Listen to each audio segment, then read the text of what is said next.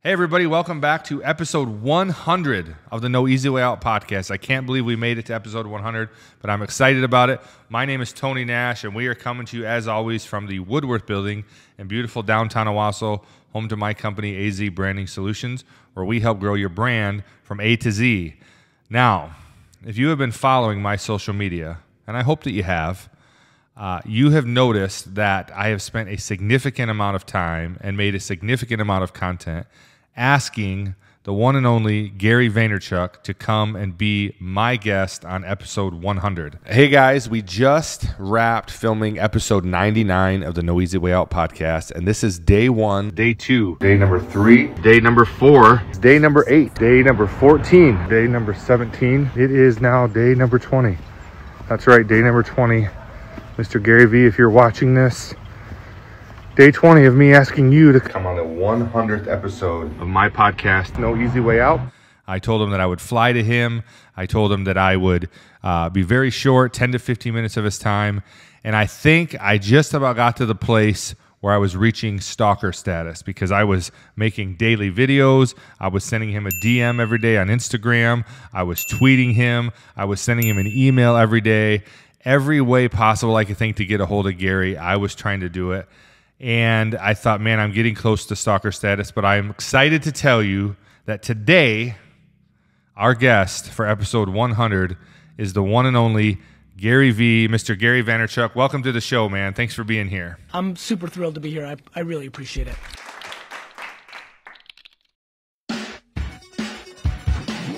I have been talking about doing this for 2 years, and today I'm doing it. And not maybe because it's going to be the greatest podcast the world has ever known, but because it's something that I'm passionate about. It's something that I want to do, and so I'm doing it. Hey guys, welcome back to season 2. Season 2, Zach, of No Easy Way Out podcast. We finally made it, man. Finally made it. Episode 1, season 2. We are excited to bring it to you.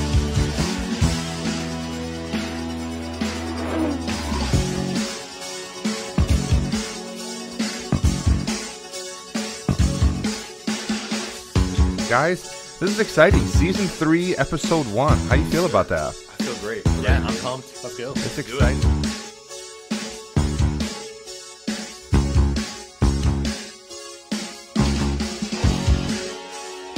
Hey everybody, welcome back to season 4. Season 4 of the No Easy Way Out podcast. I can't believe it. We've done 3 seasons, and I'm excited to start season 4. There's no easy way out.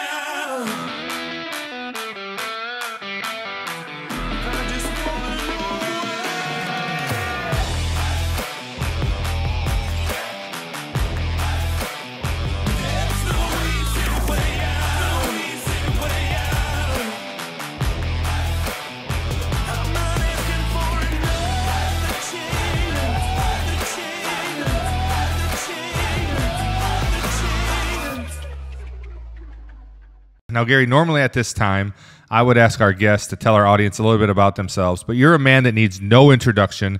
We know a lot about you. We talk about you all the time on the podcast. You've been an inspiration to me, and so we're going to just get right into it. I asked for 10 to 15 minutes of your time, and I'm going to try to keep it to that. You talk a lot about being self-aware.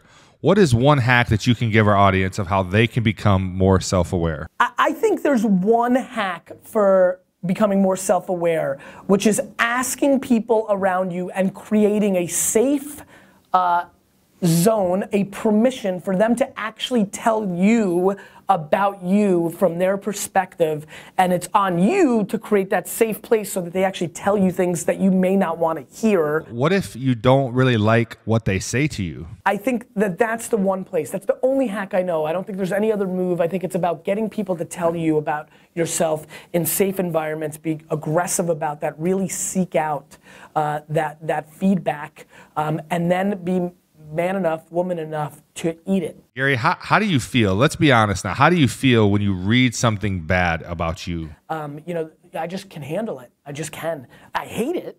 I hate like reading bad stuff about me. It's devastating, but I respect it. I can accept it. I understand it. So you must have a pretty thick skin, I would guess. My skin is thick. I really think so much of what I pull off is predicated on how thick my skin is. Well, as you've probably deduced from that segment, we weren't able to actually get Gary Vee. Tony did his best. He tried his hardest, but was getting ready to cross over the threshold of being enthusiastic to just being a stalker. So Gary Vee's not here for this episode. Restraining order. Just kidding. But maybe it could still be coming. So we decided this episode, Tony's never been a guest on his own podcast, so we thought we would turn the tables. The team and I came up with a new segment for this season called 50 Questions. And so before giving it to our guests, we thought, hey, why don't we take Tony through the ringer with it? We're going to workshop it. By the way, Gary Vee, you know, my motto here is you can't and never could until you tried. So I tried, man. I mean, I did like a solid 30 days of stalking you down and made a video every day and tagged you. And, you know, I guess we'll see what happens at episode 200. So, all right. Well, without further ado, we're going to go ahead and we're going to jump into 50 questions. So question number 1, Tony, how did you start your day today? This morning I got up, well, I woke up, I read my Bible, and as I do every day, I sent my verse of the day to about 30 people. If you could spend the day with anyone in the world, who would that be? Ooh, well, I can't say Gary Vee now because, you know, yeah, I like Bill Burr. He's really, really funny. But my one day with anyone in the world, that's a tough one. But I'm gonna say Bill Burr. What would you do with Bill Burr? I'd be on his podcast. All right. Now, talking about podcasts, why did you start a podcast? Well, I like to talk, as people have noticed. I like to talk. I feel like I have learned a lot of things over the years that I wanted to share. And so I started this podcast specifically. I talked about it for a long time. I started it though because I thought there's so many cool people in our community that have cool stories, and I wanted to give people the opportunity to tell their story. So I thought a podcast was a good format. Number 2, I thought it'd be a cool legacy. Like my grandkids, my great grandkids are going to go to the internet if they so choose and see what their great grandfather was all about. And I feel like I'm part of building the Owasso of today. And so, you know, imagine if you could go back and see a podcast of James Oliver Curwood talking about why he built the castle, or of Thomas Dewey talking about what it felt like to hear that he had won and then find out that he lost the presidency. I mean, these were movers and shakers, and I'm not comparing myself to them too, obviously, but someday, you know, we're involved with a lot of brands here, and I just think people are going to go back and look us up and see what we were about and what we did. And so I really like that. So those are kind of the reasons why I decided to do it. And I wanted to bring other local business owners into our space, show them what we do, and start building that relationship. Awesome. Well, we're at episode 100. 100. So I thought it'd be a good question to ask. How has your podcast evolved since you started it? It started before I was even here. It did. It did. You know, when we first started, it was, we talked about it for a long time. We didn't even have videography or video production as a service. We had hired Zach Snyder, and I kept talking about it. And finally, I'm just like, all right, let's do it. So we borrowed 2 cheap video cameras from my church. We bought some cheap lights off Amazon. We had Jordan Sovis help us set it all up because we didn't know what we were doing. And if you watch the first episode, like the film is really grainy, the lighting's horrible. You can actually see the reflection of the lights in the window, the glass. We had no clue. The audio sounds bad. We had this cheap like podcast in a box set. And I think today it's evolved and our production value is really strong. We have a great crew. We have an awesome studio. Obviously, this is the first episode in our new studio here. But the production value and the viewership has really changed. I mean, we were getting 5, 10 views at the beginning. They say most podcasts don't make it past episode 5. We're at episode 100, and now, you know, we average between 4,000 and 12,000 views per episode, and they're all local here. So I think, you know, it's evolved that way, and we'll continue to do so. Awesome. Well, what's one thing that you'd love to master? One thing I would love to master, I would like to learn how to play the guitar. My family's very musical. And I like to sing, but I would like to learn how to play the guitar. Maybe you could teach me. I don't know anyone who can help you. Maybe you could show me how. My son's learning. What has 100 episodes taught you about yourself? Well, it has taught me that the camera adds 20 pounds at least. So, and they have 2 cameras on me, so that's like 40 pounds. It's taught me that at the beginning, especially, that I wasn't really a good listener. I tended to interrupt people more than I should. You know, you certainly see all of the quirks that you do when you're talking, the hand movements, the gestures, and you know, you're always your own worst critic when it comes to those things. But it also taught me that apparently 100 episodes is not enough to get Gary Vee's attention. So we'll see what happens at 200. What did you think about your first episode after you saw it? So, again, as I said, the production value was terrible. Jordan Sovas helped us with our limited equipment to make it the best we could. And I actually asked him to be my first guest.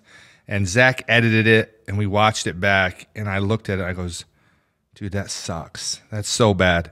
I'm like, let's just do it again. He's like actually bring Jordan back and ask him, like, well, Jordan's shirt was all wrinkly anyways. Let's bring him back. Jordan came back the second time with the wrinkly shirt again. And I watched it back, and I watched myself, and I'm like, dude, it still sucks. So I'm like, all right, stop judging it. Just put it out there. We'll get better. The only way to get better at something is just to keep doing it. And so we just put it out there. And if you go back and watch episode 1, it's pretty rough.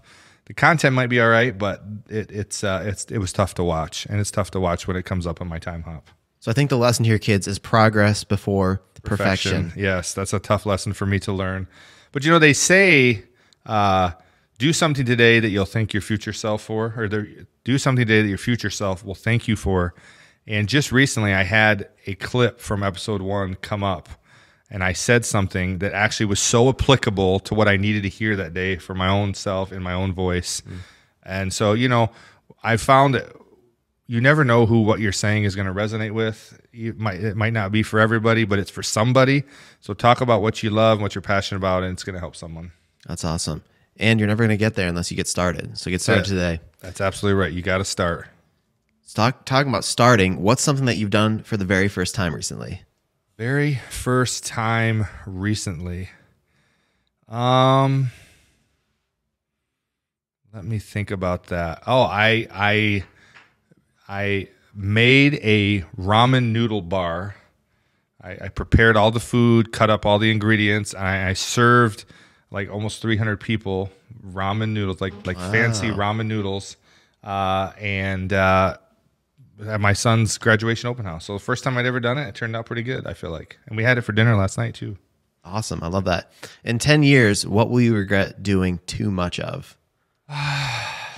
You know, I know the cliches and there's nothing, no regrets, but, you know, I think I'll regret working too much. Sometimes it's my tendency to just bathe myself in work. And, you know, hard work pays off. So it's a conflict because I don't regret the hard work that I've done in terms of where it's brought me in life. But, you know, I'm reading this book right now called Free to Focus, about sometimes knowing when it's the right time to shut it off and just focus on things. So I want to have good work-life balance. Love that. If you could resurrect one person from history and place them in today's world, who would it be? Chris Farley. He was a gem. What's your favorite thing about Owasso? You know, I think it's a great place to raise a family. I love the community aspect of it. I moved away for 4 years and came back because I missed the community. You know people, you walk down the street, you say hello to people that you recognize. Everything you need is right here. You don't have to go too far for it. So I love the community aspect of Owasso. What's the strangest nickname you've ever been given? I actually have a lot of nicknames, but my mom and dad used to call me Bo. And I'm not sure why, because, you know, my name is Anthony Christopher Nash. So there's nowhere in that is Bo. I don't know if it's a short of boy, but they used to call me Bo. So it's kind of weird. I thought Branddaddy would have made the list for sure. Branddaddy is up there. You know, it's funny. Zach asked me, what do you think about being called the Branddaddy? I'm like, oh, it's kind of grown on me. It's neat. And then, like, my birthday, somebody posted, you know, we want to wish the Branddaddy himself happy.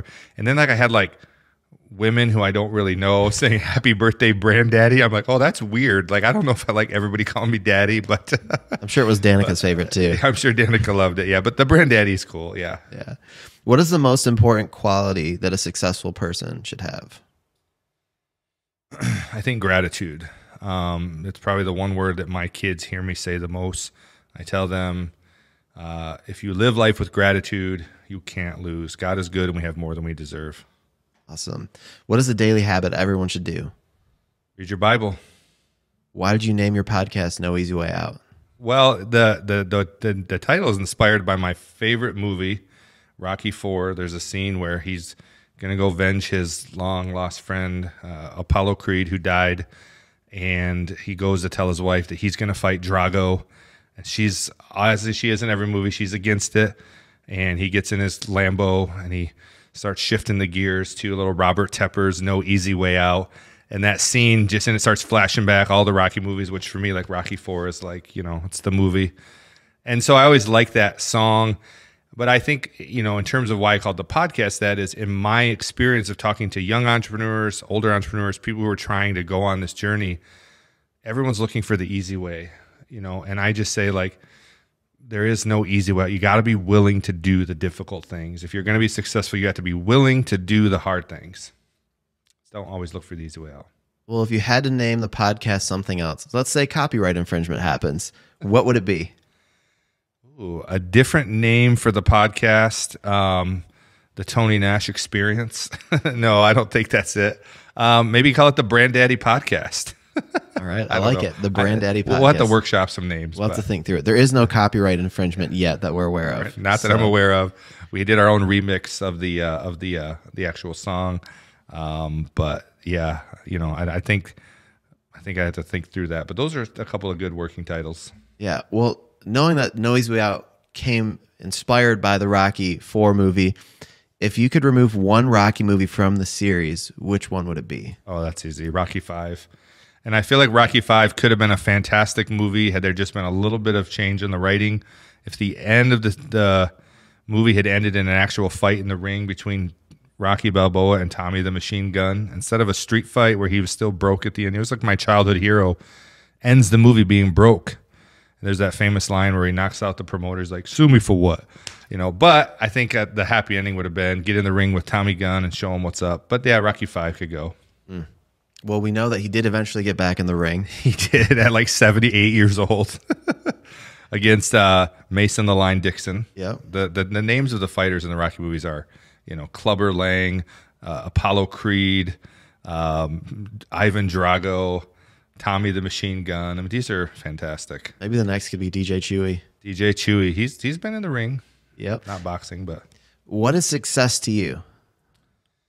Success to me is being happy and spending as many days as you can doing what you love. What's one random fact about you? It's people who know me close know that, but I own, an extensive collection of Nike Air Max and Air Jordans. I'm a big sneaker fan. Wearing some sneakers today. My sneakers got to match, what I'm wearing. So there's been multiple wardrobe changes today and multiple sneaker changes. So I'm a sneaker guy. I love that. 45-year-old man still wearing sneakers. 43. I don't know where that 45 came from, but. What's one totally irrational fear you have?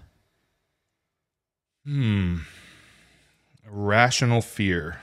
I mean, I used to be very scared of spiders. I've gotten over that as a father. A rational fear I have, I would say I actually fear dying in my sleep because everyone said that's the easiest way to go. But like, I feel like you won't, like my fear is that if you die in your sleep, you won't remember anything before that. It's just kind of weird, but yeah, I want to be awake when I die. That doesn't make any sense, but I don't know. Dying in my sleep, it's an odd one, but. How did being a dad make you not afraid of spiders? So growing up, we rented a lot of houses, my parents, and it seemed like every house we rented had a propensity to get bats in the house. And, when you're growing up and you're a young man, you think your dad is the toughest man alive. So if your dad's afraid of something as a young man, you're going to be afraid of it. So we used to get these bats in the house, and whenever a bat would come in the house, my dad, my big, strong, 6 foot, 250-pound dad, who's not afraid of anything, right? When you're a boy, he'd hit the deck and put a blanket over his head, and mom would go through the house chasing the bat. And I'm like, man, bats must be like the worst thing there are if dad's afraid of them. So I remember growing up being afraid of bats. And then as you grow old and you learn about bats, it's like there's really not that much to be afraid of. It's just a blind bird flying around. And I know they can get caught in your hair or whatever, but that's like not going to happen. So I remember very distinctively, I mean, I've always been afraid of spiders. They are the spawn of Satan. And I remember coming to my house and my kids were freaked out that there was a spider in their bedroom and they're calling for me. And I remember thinking, like, if I show fear of this spider, I'm going to make these young boys, because I had boys at the time, only boys, and they're going to be afraid of spiders their whole life. So I need to go in there, man up, and just kill this spider like a man. And I had to like psych myself out to do it. And I went in and killed the spider. And since then, I've been able to like kill the spiders. I still don't like the thought of them crawling on me, but I'm not nearly as afraid as I used to be. So I overcame it. You're welcome, son. You're not afraid of spiders today because of me. I like to and Spider-Man is his favorite character. So hey, I mean, I did it. I did it. Who's your all-time favorite podcast guest? I'd have to say Casey Voss. She was in season 1. Whatever you're feeling or thinking about someone else is legit what you got going on in your own heart. So your judgment, the reason you're afraid is because you've watched, and that's what I said about taking the advice from the spectator. Not that it's wrong necessarily, but it doesn't have a place at my table. Right. Because there was a point in my career that looked really successful that everyone else could look at and say, this is super successful, but I knew it wasn't. Right. And so knowing your measure and knowing what you're gauging to get there, and I think that being able to say that whatever you're doing and wherever you're going has to be, like you said, driven with a purpose. And people are afraid to play because what if it fails? Because they've watched other people, what they think have failed. Casey is a wealth of information. She really understands who she is. She shared a lot of vulnerabilities on the podcast. She shared some of her business experiences. I think, Casey, if you're watching, you should have your own podcast. You have just some great things to say. But I really enjoyed having Casey on the show. We need to have her on again. Awesome. Which episode would you like to re-record knowing what you know now? There are several. I mean, probably episode 1. I'd like to re-record that one. Let me think if there's a specific episode that I'd like to go back and re-record.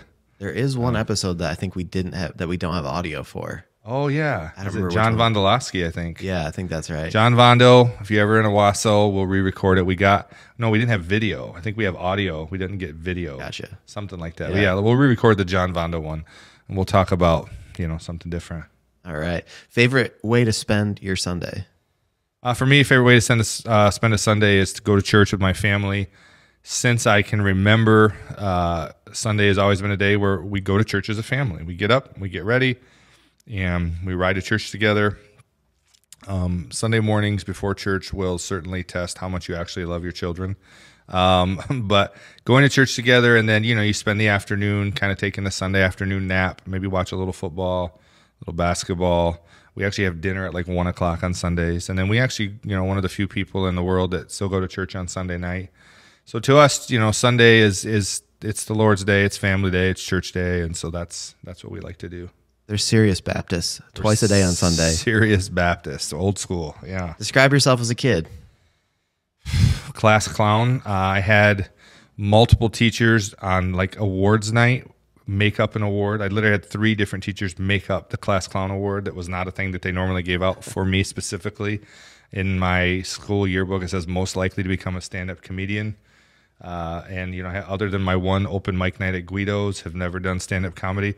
But I took nothing serious as a child. Like everything was a joke. I was always trying to make somebody laugh, and just a clown. What did you love about school, and what did you hate about school? I love being around people. Like that was my opportunity to showcase my humor, my talents. I just loved being around people. What I liked the least about it was schoolwork. Like I did not like to study. I didn't like to listen to a 45-minute lecture. I did not like to write papers. I did not like to do math problems. Everything academic, I hated. But you got to go through it, right? Right. That's There's it. no easy way out. No easy way out. And I graduated, A-B student. So What advice would you give to your 16-year-old self? Don't breathe so loudly into the mic, as I just did again. I would tell my 16-year-old self, who was very insecure, and felt like I had to put on a show to impress people or to win people. I would tell my 16-year-old self, be self-aware, be confident with who you are. Some people are going to like you, some people are not. That's okay. Be comfortable in your own skin. Don't be as my kids say, a try hard or a sweat. I just learned what that meant yesterday. Yeah, we just Thanks, learned that Micah. yesterday. Who is the best Rocky villain? Ivan Drago. Hands down. By far, yeah. I mean, they built him up. This is the heart of the Cold War, America versus Russia. And, the most finely trained athlete the world had ever seen comes onto the American boxing scene and decides he's going to immediately ask for the title fight against the great Rocky Balboa. And Rocky wanted no part of it, but, the challenger Apollo Creed, who's a little washed, said, I want to, he's Mr. America. He has James Brown come out in his red, white, and blue, living in America scene to represent all things Americana. And we are going to, as the great Americans, take down the Russians. And, of course, we know Apollo Creed dies. Spoiler alert. Rocky, he goes into Russia and he trains outdoors like like the champion that he is. And, at the end, the scene that's only ever made me cry, only movie scene that's ever made me cry. I can't say that anymore, but there was a significant period of my time that was the only where he says, the crowd at the end begins to chant Rocky, and then he wins, and at the end he says, if I can change, and you can change, everybody can change. Like it was just emotional, like it was a crescendo. That's probably where they should have ended the series, but then they went for that money grab with 5 and then 6 and now 3 Creed movies, and just watched Creed 3 for the first time, and it was all right. First Rocky movie without Sylvester Stallone in it. I could definitely see they were trying to channel other moments in the Rocky series. They had a little bit of the Rocky music play, but it just didn't have the same feel. You got to have Sly in there, who also has a reality series now that I just started watching, which is pretty cool. When is the first time you truly felt successful? I would say the first time I truly felt successful is when I got an award from the CEO. And we're talking professionally, right? I mean, professionally successful. I mean, having children, just felt like, this is great. But I think professionally successful, I felt when I achieved, I got an award from the CEO of Choice Hotels for the highest complaint reduction at any hotel in their 1,500 or actually 5,000 hotel chain, the highest complaint reduction in 1 year that any hotel had ever achieved. And then we won a gold award. We were the #1 hotel in the state of New York in that brand. So that was when I felt like, okay, I'm really doing it here. I know what I'm doing. So if Hollywood made a movie about you, who would be cast as you? Well, it should be Nick Swartzen because he looks just like me as my doppelganger. Yep. I think several people have me in my picture in their phone as Nick Swartzen. You guys even had the same faux hawk at one time. Yeah, I mean, we definitely look alike. It seems like we gain weight at the same time. We have facial hair at the same time. He always plays a gay guy in a movie, so I would prefer that my character is straight, obviously. So I don't know that he's the best actor for it. In terms of look-alike, probably him. I would say in terms of an actor I'd like to see play me, I think Vince Vaughn. All right. I like his acting style. What is your spirit animal? This sounds like a Casey Lambert question. My spirit animal. So is this a person? Is this an actual animal that represents me? Oh, an actual animal that represents me. I think a majestic steed that rides across the flames of Avalon or whatever Will Ferrell says. I'm going to go with a tiger, Tony the Tiger. That's my spirit animal. Ferocious eye of the tiger. There's a lot of connections there. Delicious the Detroit cereal. Tigers. Yeah, Frosted Flakes I love. So, I mean, they're great. All right. If you had an unlimited budget, what would you upgrade for the podcast first? Oh, a permanent studio, a place where we're not tearing up, setting down. Like we just come sit down and hit record and we're ready to go for sure. Did you just say tearing up, setting down? Yeah, setting up and tearing down, which I don't really have to do, but I have to pay these guys to do it. And there's a lot involved with it. So just to be nice to have a studio where we could go, and that's in the works someday, but just to have a studio that's permanently used for the podcast would be great. What's your go-to order at Johnny V's Smokehouse? Well, if I'm going for smoked meats, it's certainly the brisket. Their brisket is fantastic, and their pulled pork is really good. But, honestly, I go there. This is maybe a little anathema because it's a barbecue place, but I love their shrimp tacos. They're so good. I love their pork tacos. They're pork tacos. Yeah, I mean, they're not a Mexican place, but they got that smoky flavor in there. So, but man, I've never gone to Johnny V's and left disappointed. So, I'm getting hungry. We should go to Johnny V's for almost lunch. lunchtime. Yeah. Are you excited that the steak, egg, and cheese bagel is back at McDonald's? Yeah, I mean, I still say that it was probably the greatest casualty of the pandemic. It's probably a little insensitive, but the steak, egg, and cheese bagel meal, I do not like McDonald's, but a steak, egg, and cheese bagel meal with a Coke, 9 in the morning, doesn't matter. It's an unbelievable combo. It's not real steak. It's probably not a real bagel. It's not real cheese, but the flavor is phenomenal. Probably not a real egg either. And spoken as from a man that's been fat the majority of his life, it's a fantastic day it was a fantastic day when they brought it back. I texted several people. Who has the best chicken wings that you've ever had? Ooh, man, I've given a lot of thought about like doing wing reviews because I love chicken wings. The best wings I've ever had. There's a place in Albany, New York, or Saratoga Springs, New York, called the Stadium. They're actually not in business anymore. It was just like it was just a guy place, It was TV screens everywhere, sports memorabilia, and they brought out the best wings, meaty, chickeny, good sauce. They come out a little bit. I don't like the wings dry. I like to have the sauce, a little wet. They were just good. So as far as locally here, I mean, you can't beat Johnny V's smoked wings there. Well, how about this? Who has the best wings in Owasso? In Owasso, believe it or not, sorry to any of the local restaurants that serve wings. I've tried them, and I'm just very picky. The best wings right now in Owasso, Michigan, are from the Meyer Deli, believe it or not. The Meyer Deli does a phenomenal wing. Actually, they now know there's 2 places in this town when I go through the drive-thru and I place my order. Like at Big B Coffee in the morning, I go place my order. They're like, "Hey, Tony." And I actually go to Foster more than I go to Big B, but they know my order.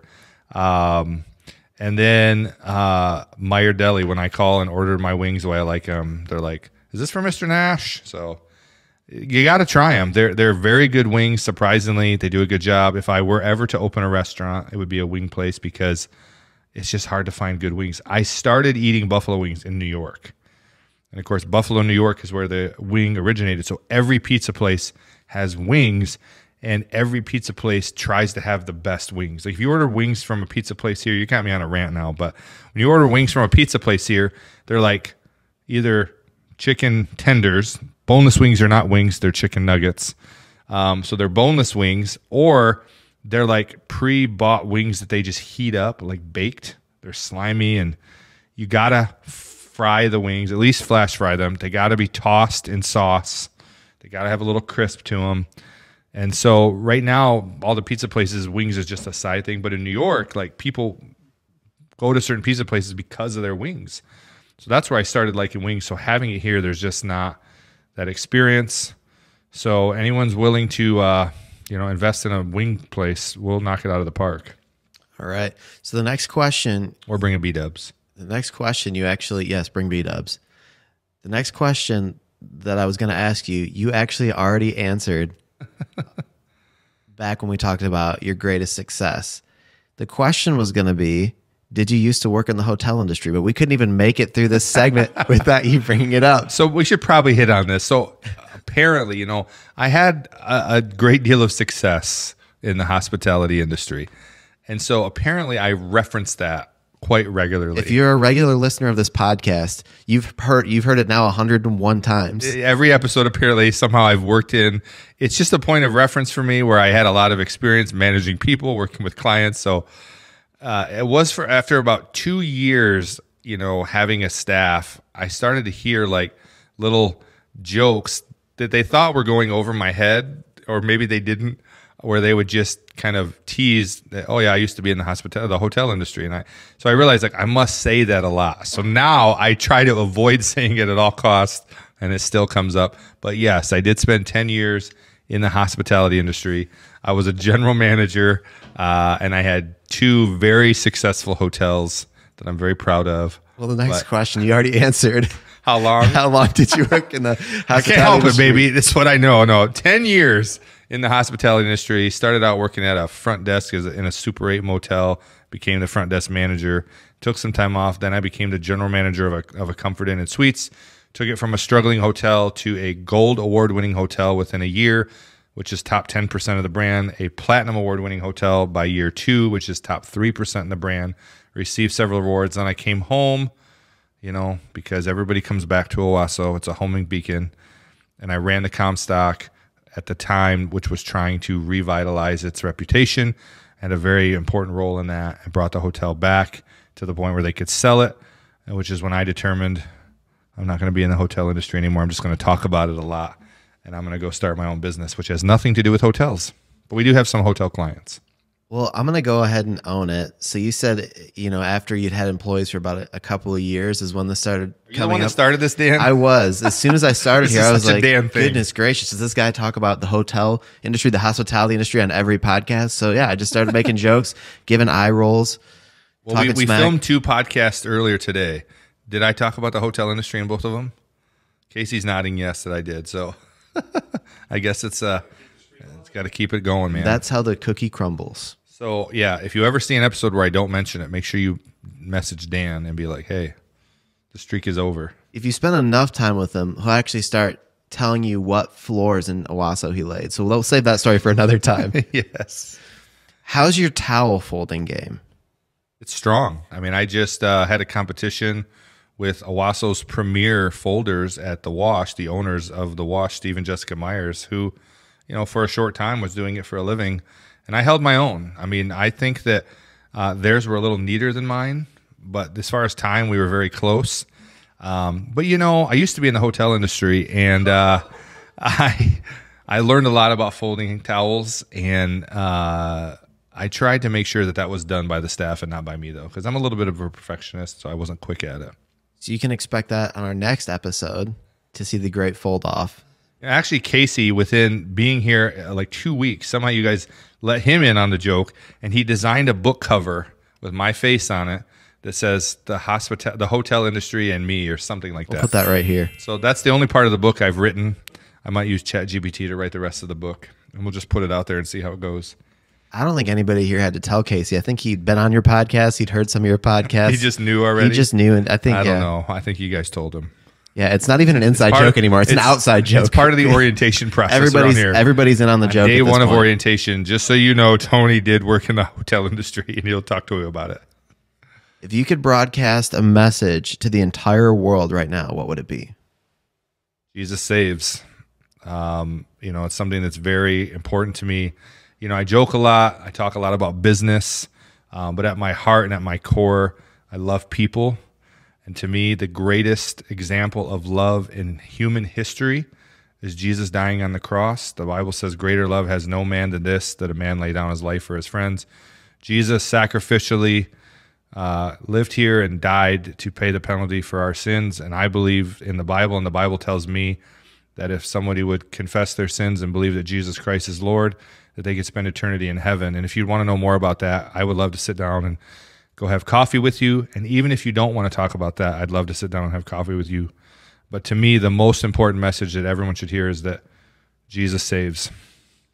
And if you need a church, we know a couple. We know a couple churches. Dan's a pastor. I don't know if you know, Dan didn't used to be, but is also in the pastor business. It's not really a business, but I try to do it with these guys, and it just doesn't work. Like, oh, do you know Casey used to be a DJ? But it's, that's cool, I guess. So I don't know. I don't know. Depending on who you talk to, being a pastor is not that cool, but yeah, I think it's pretty cool. I think it's cool, yeah. All right. What is your proudest achievement? I'd love to say my children. Right now, I have my daughter just graduated college. We adopted her. She was on a rough path. She just graduated college, got her own apartment, and has zero college debt. And we didn't pay for it. We make our kids pay for their own college. My oldest son just finished his 1-year sabbatical of college that we required him to go on, and is now here learning the business and being the first person in the office every day. My other son is in Japan, sharing the gospel over there and getting to do some cool things. And so and I talk about all my kids. My kids are awesome. So I know it's a cliche answer, my family and my wife, my kids. In terms of proudest achievement here is I think, when I got Entrepreneur of the Year, I don't know that you call it an achievement, but it felt like all the hard work I had put in to help my community and to pour my knowledge into helping businesses grow. That's really my passion. My passion is not, I talked with another guest about this, my passion is not building websites or making videos or printing t-shirts.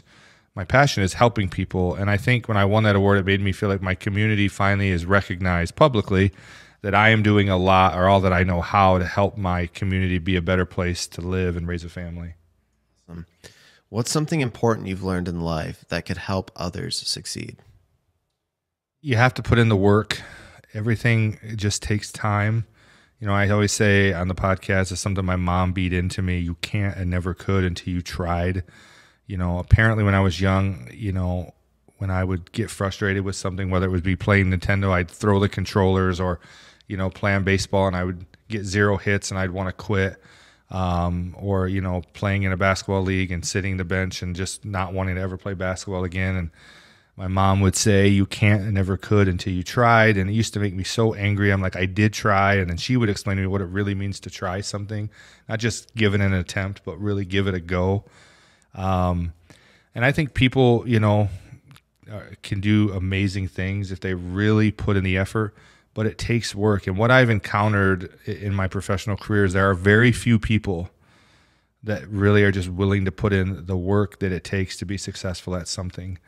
And it doesn't matter what it is, whether it's playing the guitar, like we talked about earlier, or whether it's, running a business or being a father. It takes work. It takes time. And if you're not willing to put in the work, if you're always looking to take the easy way out, you're not going to succeed at anything. With everything that's going on in life right now, what makes you the most happy? I'm most happy when I'm able to spend time with my family. I used to be so social in my 20s. Wanted to be out doing something every night. And now when I get a night where I can just sit and have dinner with my family, the days, I bought this huge, we bought our house, I bought this huge dining room table so that I could, because the house we were renting before, when we started the business, we bought a smaller house, or rented a smaller house, and didn't have any room for a dining room table.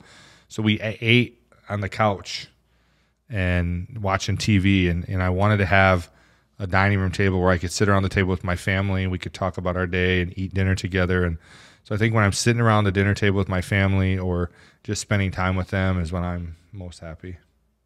What advice would you give to someone who's wanting to start their own podcast? Do it. Do it. Your first few episodes are not going to be that great. It's okay. You're going to get better at it. And I could be wrong. Maybe you're a natural and you might be really good, but you're going to think the first few aren't that great, no matter what level you're at. Other people probably will find it better than even you do, but do it and don't quit. Know that you should. Not everybody should have a podcast, but I think a lot more people should than do. What you say, you never know who it's going to resonate with, but do it. And if you want help, give us a call. We'd be glad to help you, but just do it in Shia LaBeouf voice. Who's one guest that you've had on the show that you could have on again and again and again and never get bored? I think Randy Woodworth. Randy's been on the show, I think, 3 times. Once, and I think he was guest number 2 or 3, and then we had him on during the pandemic, and then we just had him on this last season. Randy and I just share similar, passion about business. We can talk for a while. We can joke. I would have Randy on. He just started his own podcast, and we were talking about me being a guest on that. So I think Randy's probably the right one for that. You guys also have sneakers in common? We also love sneakers. Yes, we do. What's the ideal length for a podcast? I would say 30 minutes. I have said for 100 episodes that we're going to do 30-minute episodes, and I don't think we've done one. I think. Well, this one actually, is not going to be one either. Actually, I will take that back. During COVID, we were doing daily podcasts for like 3 weeks. 5 days a week. We were having somebody in and talking just about the effect of the pandemic, and those were 20-minute episodes. But as far as a full version of the podcast, I think the shortest we've ever done is like 40-plus minutes. But we're going to continue to try to hit that 30-minute mark. Well, we've just had such great guests, You've made it to the end. Question number 50. I want you to look into this camera. I want you to tell our guests what they can expect for season 5. Tell our listeners what they can expect for season 5. Well, we have a great lineup of guests. Casey is, I gave him a list of probably 30 to 40 people, and he had a list of his own, and some of our team have recommended some people. We have a great lineup of guests lined up. You can expect a new studio, which you see right now. So we're trying some new things. We've added this new segment called 50 Questions, which I think is going to be cool. We're going to learn a lot about our guests in a short amount of time. And I will just say this. When I started this podcast, I committed to 100 episodes. I just told myself I'm getting to 100 regardless. So that's why, to me, this was such a big milestone because, like I said, most podcasts don't make it past episode 5. It's a lot of work, and I have a great team that's been able to make it happen. If it were all dependent upon me, it probably would have ended after episode 4 or 5. But I have a great team. Shout out to everyone that's helped. Dan Dameron, Zach Snyder, Jordan Sovis, my son Micah, Matt Wagner, and even recently the team, with Casey, Sarah Dameron being willing to come on and do some segments. There's been a lot of people involved, and all the guests that have come on the show, we thank you so much for taking time to come sit with me and talk with me, share your stories with our community. The cool thing about those is they live on the internet forever.